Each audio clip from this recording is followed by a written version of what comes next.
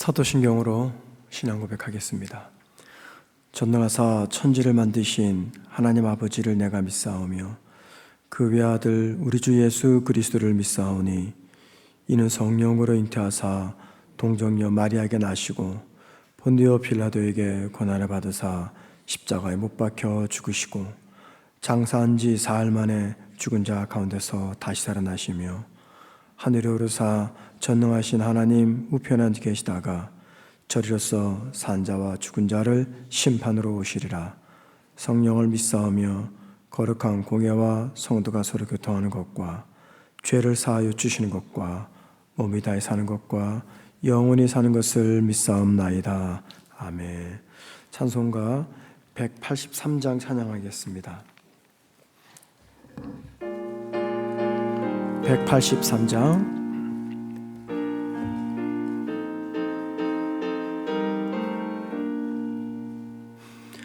빈들의 마른 풀같이 시들은 나의 영혼 주님이 약속한 성령 간절히 기다리네 가물어 메마른 땅에 단비를 내리시듯 성령의 단비를 부어 새 생명 주옵소서. 반가운 빗소리 들려 산천이 춤을 추네 봄비로 내리는 성령 내게도 주옵소서. 가물어 메마른 땅에 단비를 내리시듯 성령의 단비를 부어 새 생명 주옵소서. 절 따라 우러를 내려 초목이 무성하니 갈급한 내 심령 위에 성령을 부으소서. 가물어 메마른 땅에 단비를 내리시듯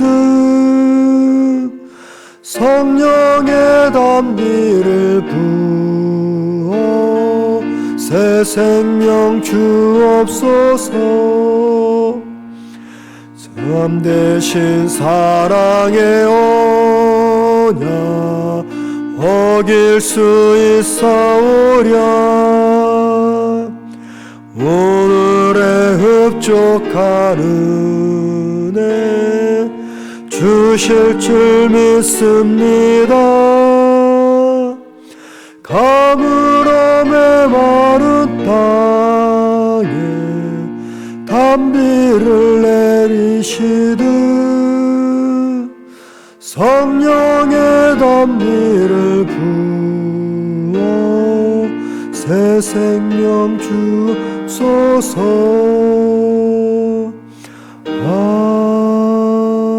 아멘. 말씀 봅니다. 구약성경 오바다입니다. 오바다서 10절에서 21절입니다. 구약성경 제 성경책으로 1285면입니다. 오바다서 10절에서 21절까지 제가 혼자 읽겠습니다. 내가 내 형제 야곱에게 행한 포악으로 말미암아 부끄러움을 당하고 영원히 멸절되리라. 내가 멀리 섰던 날 곧 이방인이 그의 재물을 빼앗아 가며 외국인이 그의 성문에 들어가서 예루살렘을 얻기 위하여 제비 뽑던 날에 너도 그들 중 한 사람 같았느니라. 내가 형제의 날 곧 그 재앙의 날에 방관할 것이 아니며 유다 자손이 패망하는 날에 기뻐할 것이 아니며 그 고난의 날에 내가 입을 크게 벌릴 것이 아니며 내 백성이 환난을 당하는 날에 내가 그 성문에 들어가지 않을 것이며 환난을 당하는 날에 내가 그 고난을 방관하지 않을 것이며 환난을 당하는 날에 내가 그 재물에 손을 대지 않을 것이며 내 거리에 서서 그 도망하는 자를 막지 않을 것이며 고난의 날에 그 남은 자를 원수에게 넘기지 않을 것이니라. 여호와께서 만국을 벌할 날이 가까웠나니 내가 행한 대로 너도 받을 것인즉 내가 행한 것이 내 머리로 돌아갈 것이라. 너희가 내 성산에서 마신 것 같이 만국인이 항상 마시리니 곧 마시고 삼켜서 본래 없던 것 같이 되리라. 오직 시온산에서 피할 자가 있으리니 그 산이 거룩할 것이며 야곱 족속은 자기 기업을 누릴 것이며 야곱 족속은 불이 될 것이며 요셉 족속은 불꽃이 될 것이며 에서 족속은 지푸라기가 될 것이라. 그들이 그들 위에 붙어서 그들을 불사를 것인즉 에서 족속에 남은 자가 없으리니 여호와께서 말씀하셨음이니라. 그들이 네겜과 에서의 산과 평지와 블레셋을 얻을 것이요 또 그들이 에브라임의 들과 사마리아의 들을 얻을 것이며 베냐민은 길앗을 얻을 것이며 사로잡혔던 이스라엘의 많은 자손은 가나안 사람에게 속한 이 땅을 사라밧까지 얻을 것이며 예루살렘에서 사로잡혔던 자들 곧 스바랏에 있는 자들은 네겝의 성읍들을 얻을 것이니라. 구원받은 자들이 시온산에 올라와서 에서의 산을 심판하리니 나라가 여호와께 속하니라. 아멘. 어제는 우리가 하나님께서 에돔을 심판하시려는 이유에 대해서 간단하게 두 가지를 생각해 보았습니다. 하나님이 왜 이스라엘의 형제 국가였던 에돔을 심판하시려 한 것입니까? 두 가지 이유 때문이죠. 첫 번째는 에돔 민족의 교만함 때문입니다. 하나님은 교만을 절대 용납하지 않고 교만을 반드시 벌하십니다. 두 번째 이유는 무엇 때문이었습니까? 주전 587년 바벨론이 이스라엘을 침공할 때 멸망당하는 이스라엘을 보고 에돔 민족이 기뻐하고 좋아했기 때문입니다. 형제가 큰 재난을 겪고 있는데 그것을 아파하지 않고 도리어 기뻐했기 때문에 하나님은 에돔을 심판하셨습니다. 자, 오늘 본문은요, 계속되는 이야기죠. 크게 세 가지로 나눠 있습니다. 첫 번째 부분은 하나님의 에돔을 심판하시는 그 이유를 조금 더 구체적으로 언급을 하는 내용입니다. 어제는 그냥 멸망당하는 이스라엘 보고 기뻐했다, 거기까지만 생각했습니다. 그런데 오늘 본문에 가서는 에돔을 심판하시는 하나님의 구체적인 이유를 조금 더 언급을 합니다. 두 번째 오늘 본문은요, 바벨론으로 포로로 붙잡혀 끌려가는 이스라엘, 즉 남유다의 구원과 회복을 예언하는 말씀입니다. 그리고 세 번째는요, 에돔을 향한 하나님의 심판을 조금 더 부각시키는 장면입니다. 먼저 하나하나 보겠습니다. 첫 번째, 하나님이 에돔을 심판하시는 구체적인 이유들. 여러분 10절 말씀을 함께 보시죠. 내가, 여기 너는 에돔입니다. 내가 내 형제 야곱에게, 야곱은 남유다를 말하죠. 내 형제 야곱에게 행한 포악으로 말미암아 부끄러움을 당하고 영원히 멸절되리라. 여기 보니까는 내 형제 야곱에게 행한 포악이라고 말합니다. 이게 무슨 말입니까? 남유다가 바벨론에 의해서 멸망당할 때, 침략당할 때 그 장면을 바라보았던 에돔은 기뻐했습니다. 그런데 10절에서 뭘 말합니까? 기뻐할 뿐만이 아니라 남유다를 약탈했다라고 말합니다. 자, 집에 불이 났습니다. 온 가족이 난리가 났어요. 그랬더니 이웃과 또 근처에 사는 형제들이 찾아와서 함께 아파하거나 불을 끄기 위해서 노력하는 것이 아니라 집 식구들이 정신이 없는 그 틈을 타서 그 집에 들어가서 물건을 도둑질합니다. 지금 에돔이 그렇게 했다 그 말입니다. 자, 12절과 14절은요, 남유다가 바벨론에게 멸망당할 때 에돔이 벌였던 구체적인 악들을 언급을 합니다. 한번 읽어볼게요. 잘 보세요. 내가는 에돔이죠. 형제, 남유다입니다. 내가 형제의 날, 곧 그 재앙의 날, 바벨론이 침략을 할 때 그 말입니다. 방관할 것이 아니며, 이건 무슨 말이냐면 방관했다 그 말이죠. 계속 보세요. 유다 자손이 패망하는 날에 기뻐할 것이 아니며 기뻐했다 그 말입니다. 그 고난의 날에 내가 입을 크게 벌릴 것이 아니며, 즉 입을 벌려서 이스라엘의 재앙을 여기저기 소문을 퍼뜨렸다 그 말입니다. 13절 보세요. 내 백성이 환난을 당하는 날에 내가 그 성문에 들어가지 않을 것이며, 환난을 당하는 날에 내가 그 고난을 방관하지 않을 것이며, 방관했다 그 말이죠. 환난을 당하는 날에 내가 그 재물에 손을 대지 않을 것이며, 손을 댔다 그 말입니다. 내 거리에 서서 그 도망하는 자를 막지 않을 것이며, 이스라엘 백성이 도망칠 때 도망가지 못하도록 길을 막았다 그 말입니다. 고난의 날에 그 남은 자를 원수에게 넘기지 않을 것이니라. 고난당하는 남유다 이스라엘 백성을 바벨론에게 넘겨주었다 그 말입니다. 구체적인 에돔의 죄악들을 열거합니다. 오바다는요, 처음부터 남유다를 가리켜서 야곱 또는 내 형제, 즉 에돔의 형제라고 강조합니다. 왜 그럴까요? 남유다가 에돔의 형제 국가임을 강조하기 위해서입니다. 이 말이 무슨 말입니까? 에돔은 형제 국가인 남유다가 어려움을 당할 때 해를 입히지 말고 도리어 도와야 되는 관계였음을 강조합니다. 그런데 에돔은 형제 국가였던 남유다가 바벨론에 의해서 고난과 어려움을 겪을 때 도와주기는커녕 그 기회를 이용해서 고난당하는 남유다를 약탈하고 폭행을 행사했다 그 말입니다. 바로 이 이유 때문에 하나님이 에돔을 심판하고자 하는 것이죠.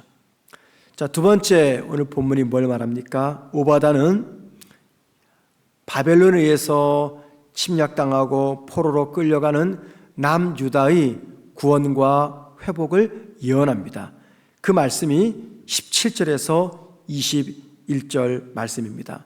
17절과 21절 말씀은 남유다를 구원하고 회복하겠다는 하나님의 굳은 의지를 보여줍니다.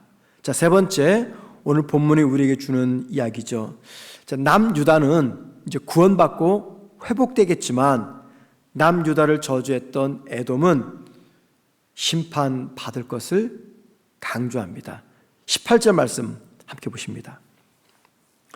야곱 족속, 즉 이스라엘이죠. 남유대 불이 될 것이며 요셉 족속은 불꽃이 될 것이요, 에서 족속이 누굽니까? 에돔이죠.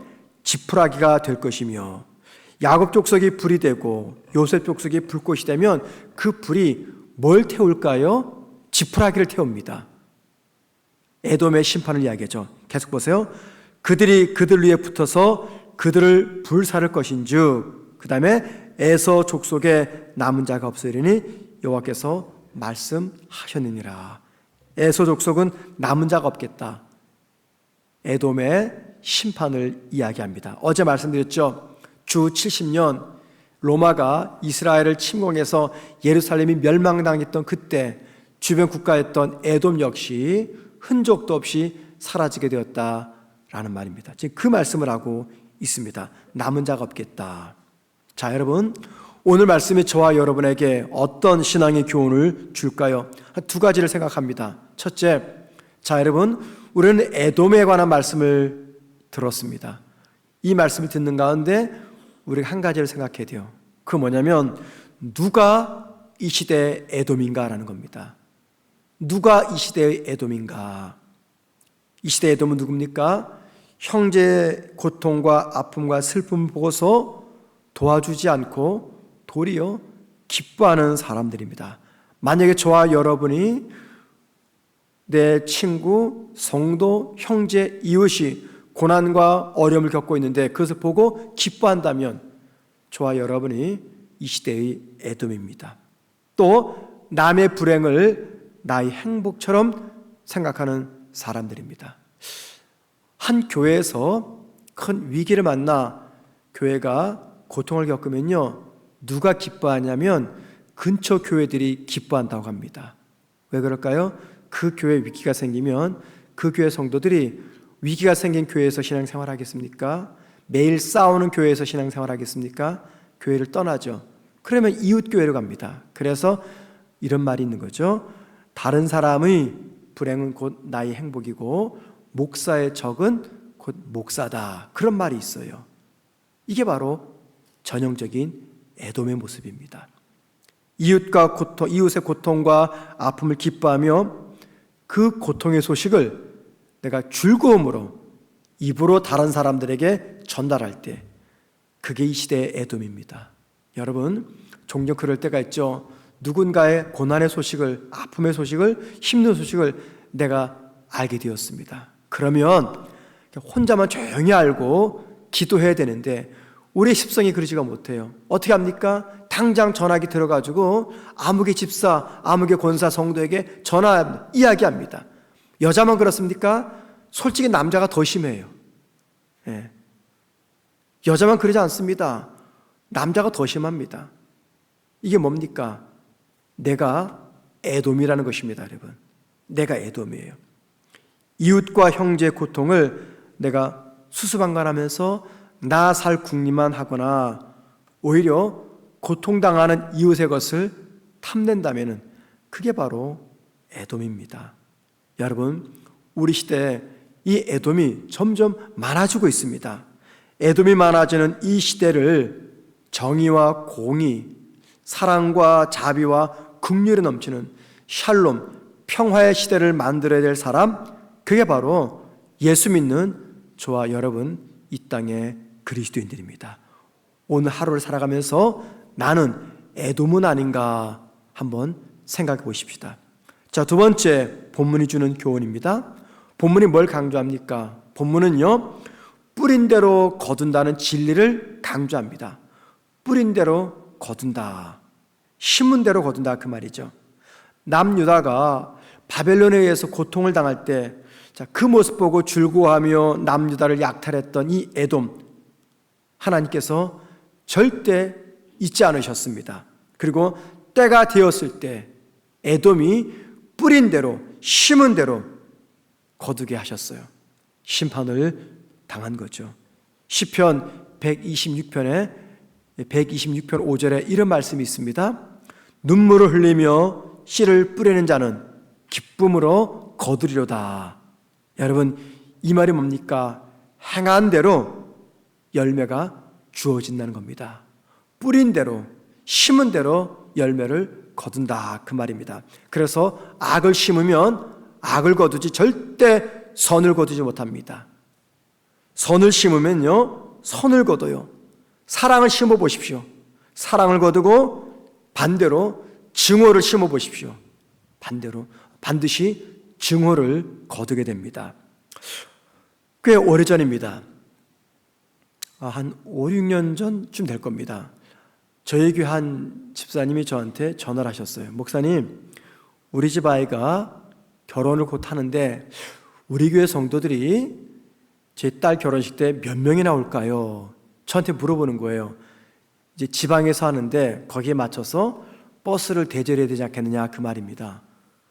그래서 제가 아니 왜 이런 것까지 나한테 물어볼까? 그래서 제가 그랬어요. 집사님, 평소 집사님이 성도들 애경사에 많이 다니셨으면은 성도들이 많이 올 겁니다. 그런데 많이 다니지 않으셨으면은 안 올 겁니다. 제가 그랬어요. 이 정답이죠. 정답입니다. 제가 왜 그런 얘기를 했냐면은 그분은 제가 아는 한 성도들의 애경사에 한 번도 다닌 적이 없는 분이에요. 그러니까는 본인은 다니지 않고 성도들이 많이 와주기를 기대합니다. 이게 잘못된 거죠. 우리 성도들 가운데 그런 분들이 계셔요. 예. 혹 있을지도 모르겠습니다. 자녀들의 결혼식이나 혹은 집안에 초상이 일어나서 벌어졌습니다. 성도들이 안 온다고 막 시험에 들어가지고 목사인 저에게 푸념할 때가 종종 있어요. 그런데 본인을 돌아봐야죠. 본인은 다니지 않고 집안의 애경사태 성도들이 와주기를 바랍니다. 이건 잘못된 겁니다. 여러분, 심은 대로 거둔다는 거예요. 이게 세상의 이치 아니겠습니까? 그런데 여러분, 하나님 앞에서 우리의 모습도 마찬가지입니다.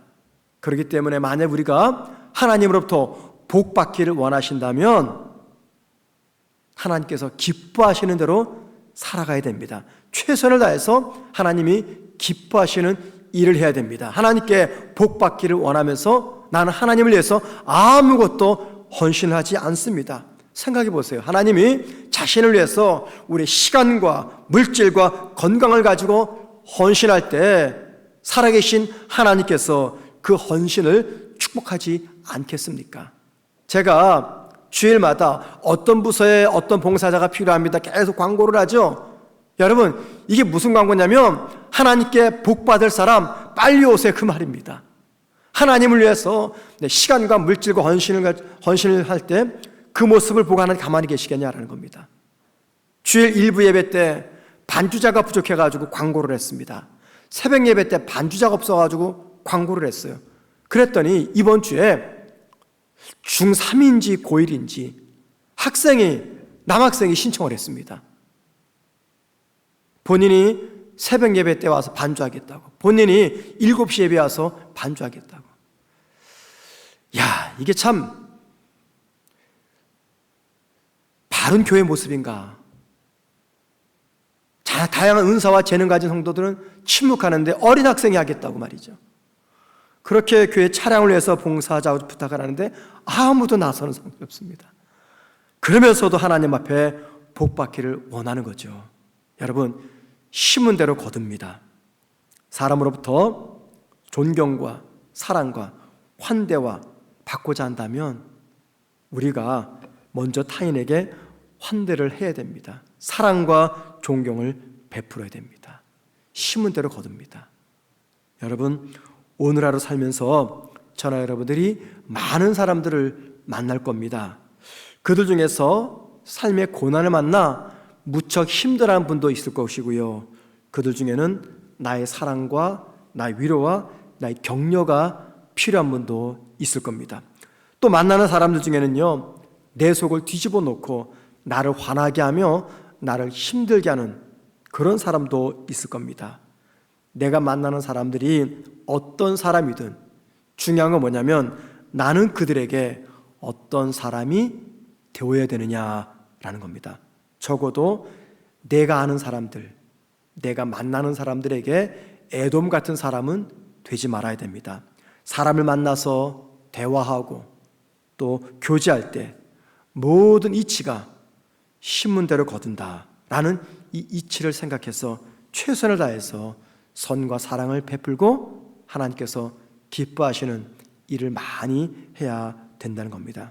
우리가 그리해야 되는 이유는요, 내가 베푸는 헌신과 사랑과 선은 반드시 나에게 되돌아오기 때문입니다. 그리고 하나님이 그 모습을 기뻐하기 때문입니다. 오늘 하루 우리 받은 말씀대로 살아가는 저와 여러분 되기를 주님의 이름으로 축원을 드립니다. 기도하겠습니다.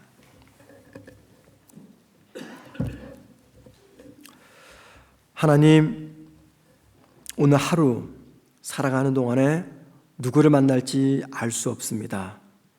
또 그 사람들이 나한테 어떻게 행할지도 알 수 없습니다. 하나님, 그들이 나에게 어떻게 다가오든지 적어도 나는 그들에게 세상을 향해서, 사람들을 향해서 애돔이 되지 않도록 도와주옵소서. 특별히 주님, 심은 대로 거둔다는 이 진리를 생각해서 하나님을 위해서 귀한 선을 심고 헌신을 심고 사랑을 심고 세상을 향해서 사랑과 환대와 위로와 격려를 심는 우리가 되게 하여 주옵소서. 예수님의 이름으로 기도드립니다. 아멘. 하늘에 계신 우리 아버지여, 이름이 거룩히 여김을 받으시오며 나라의 마옵시며 뜻이 하늘에서 이루어진 것 같이 땅에서도 이루어지리다. 오늘날 우리에게 일용할 양식을 주옵시고 우리가 우리에게 죄 지은 자를 사하여 준 것 같이 우리 죄를 사하여 주옵시고 우리를 시험에 들게 하지 마옵시며 다만 악에서 구하옵소서. 대개 나라와 권세와 영광이 아버지께 영원히 싸움나이다. 아멘. 기도하십니다. 기도하실 때 심은 대로 거둔다는 이치를 생각하여 선을 베풀게 하옵소서 기도하시고요. 하나님이 기뻐하시는 삶을 살게 해달라고 기도하십시다. 애돔이 되지 않도록 위해서. 마지막 세 번째, 코로나 이후에 영적으로 많이 침체된 성도들이 있습니다.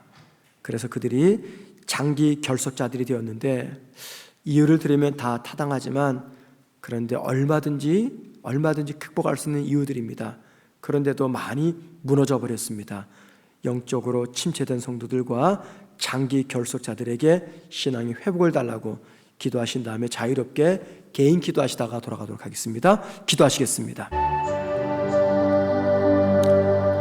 하나님, 오늘 말씀을 통해서 적어도 나는 사람들에게 애돔 같은 인생은 되지 말자 기도하며 결단하는 우리가 되게 하여 주옵소서.